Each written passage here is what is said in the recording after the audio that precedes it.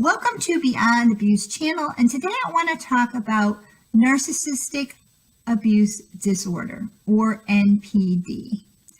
I had someone ask me this question: how do I know if this person's a narcissist in a shorter period of time? Let's face it, none of us want to be in a relationship or find out 5, 10 years down the road, or even a year down the road, we have been with someone who is a narcissist, which oftentimes is the case. Sometimes it's decades. Some clear signs, because there are many signs and patterns, and some hide them better than others, and not everyone partakes in all the signs or fits clearly under each and every one of those signs. Remember, it's a spectrum, but it's the repetitiveness and how disordered they are where they fall on the spectrum. So I want to leave you with 4 things today. Remember, when we first meet them, they are going to be looking for a way in. So they're going to be looking for who they can exploit. And so they'll be on their best behavior. So how can we see past the facade, get behind that mask? I would say the first one is their eyes. The eyes are the window to the soul, and they will not connect with you as a person. They connect only with themselves.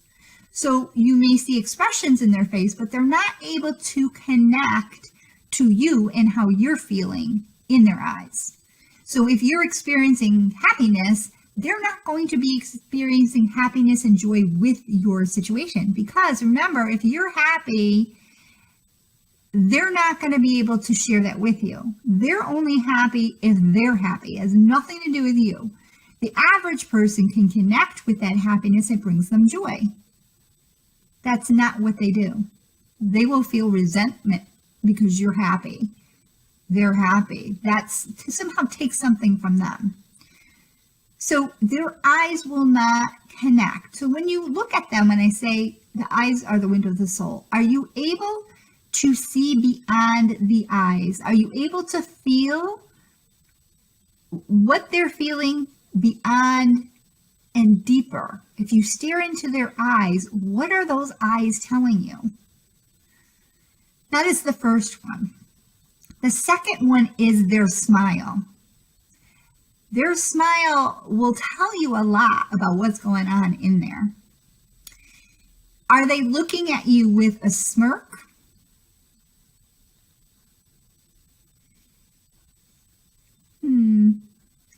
Where there could be a bubble over their head, basically is saying, you think so?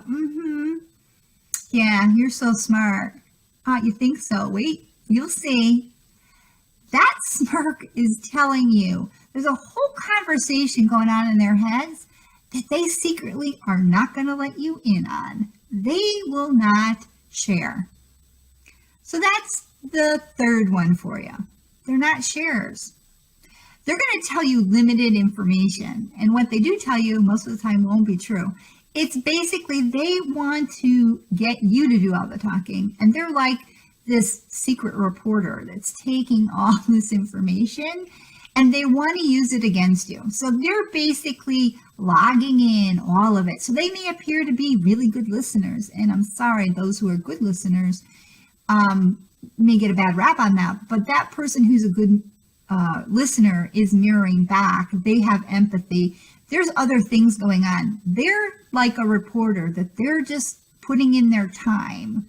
They're just writing this all down in their memory bank to use it at some point in time against you. The last and final one I want to leave you with is humor. The humor is always about exploitativeness.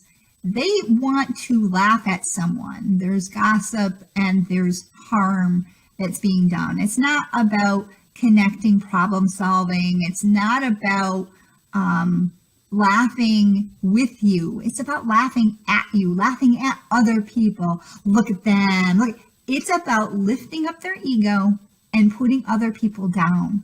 So all of these are early telltale signs that they need to constantly put themselves on a pedestal. And in order to do that, they're putting other people down. And if they felt that these people were not above them, they wouldn't need to do that. They wouldn't feel, if they felt everyone was on the same level, they wouldn't need to feel to squash everybody. But in their mind, they need to be the perfect ones. They need to be the happy ones. They need to be the successful ones. And no one else can have those moments, those times in their lives. So in a shorter conversation or a meet and greet with people, things to be looking for, those are some of them, because it's about impression. It is about leaving you with a visual of perfection. That is the lie. They want to leave you thinking and feeling that they are the best. They are wonderful and that they are into you, when really they're into what they can get from you and not really into you.